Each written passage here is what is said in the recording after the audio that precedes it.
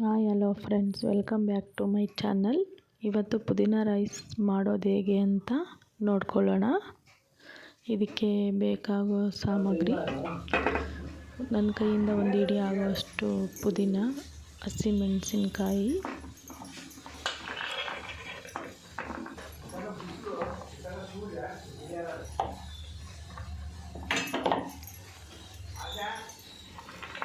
ಮತ್ತು ಸ್ವಲ್ಪ ಬೆಳ್ಳುಳ್ಳಿ,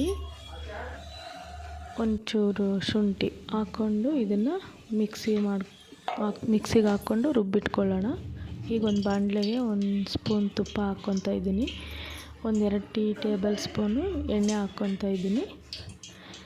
ಎಣ್ಣೆ ಬಿಸಿಯಾದ ನಂತರ ಇದಕ್ಕೆ ಸಾಸಿವೆ, ಜೀರಿಗೆ,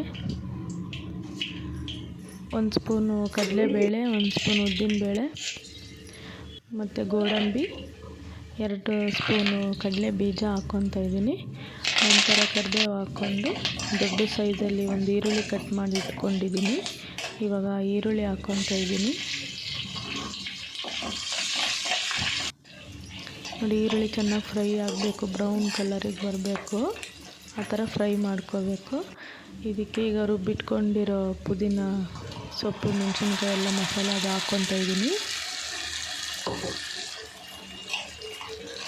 ಇದು ಹಸಿ ವಾಸನೆ ಹೋಗೋವರೆಗೂ ಲೋ ಫ್ಲೇಮಲ್ಲಿ ಫ್ರೈ ಮಾಡಬೇಕು. ಸ್ವಲ್ಪ ಅರಿಶಿನ, ಉಪ್ಪು ಹಾಕ್ಕೊಂಡು ಸೈಡಲ್ಲೆಲ್ಲ ಎಣ್ಣೆ ಬಿಟ್ಕೋಬೇಕು, ಆ ಥರ ಫ್ರೈ ಮಾಡ್ಕೋಬೇಕು ಫ್ರೆಂಡ್ಸ್. ಇವಾಗ ಇದಕ್ಕೆ ನಾನು ಮೊದಲೇ ಮಾಡಿಟ್ಕೊಂಡಿದ್ದೀನಿ. ಅನ್ನ ಹಾಕ್ಕೋಬೇಕು, 1 ಬೌಲು ಅನ್ನ ಹಾಕ್ಕೊಂಡ್ಬಿಟ್ಟು ಚೆನ್ನಾಗಿ ಮಿಕ್ಸ್ ಮಾಡಬೇಕು. ಅನ್ನದ ಜೊತೆ ಆ ಮಸಾಲೆ ಎಲ್ಲ ನೀಟಾಗಿ ಬೆರೆತ್ಕೋಬೇಕು.